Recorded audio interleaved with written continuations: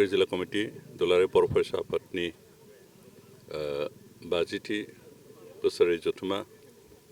जानो थांगासिनो दं आरो बेयो उदालगुरि जिल्ला सिङाव थानाय दैफां नलबारि ओनसोलाव थानाय लाल बाहादुर शास्त्री हाइ स्कुलनि गेलेग्रा फोथाराव जागोन आरो दिनैनो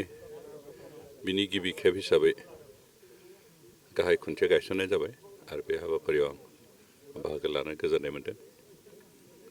दुलाराय बर' फरायसा आफादा मा मावदों मा मावाखै बेखौ बर' रायजोफोरनि गेजेराव बेखेवनायाव फोरमायनानै फोजोबनो हाया। दिनै जागायजेननाय समनिफ्रायनो बे आफादा बर' जातिनि थैनाय थांनाय बर' जातिनि संबिजिरनिफ्राय जिखिनि मोन्थाय मोननांगौ बे गासैफोरबो दाबि खालामनानै जिखिनि सोमावसारबोदों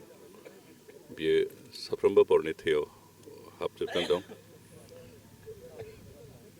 आरो बेनिखायनो रायजो राजाफ्रा दुलाराय बर' फरायसा आफादखौ अरायबो अनबोदों आरो अनलांबाय थागोन।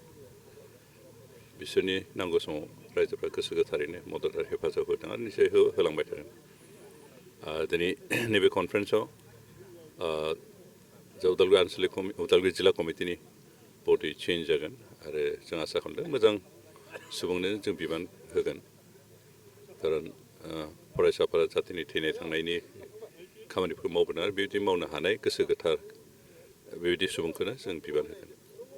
आसा खालामदों जे बे कनफारेन्सआ मोजाङै जाफुंथों आरो लोगोसे खावलायदों जे ओनसोलनि गासैबो बर'नि संगठन बर' थुनलाइ आफाद बर' मिडियाम प्राइमारि LP स्कुलनि फोरोंगिरि लोगोसे गुबुन गुबुन फसंथान लोगोसे जोंनि बे ओनसोलाव थानाय बाथौ समाज ब्रह्म समाज धोरोमनि गासैबो फसंथानबाबो बे कनफारेन्सआव दुलाराय बर' फरायसाफोरखौ मदद आरो हेफाजाब होगोन आं बेखौनो आसा खालामदों। जों आसा खालामदों बे माबाया कनफारेन्सआ मोजाङैनो जाफुंथों खारन साक्सेस जाथों आरो मानोना कनफारेन्सआ साक्सेस जानाय मिन्स जे बर' फरायसा आफादा साक्सेस जानायजों लोगोसे दुलाराय बर' हारियानो साक्सेस जानाय।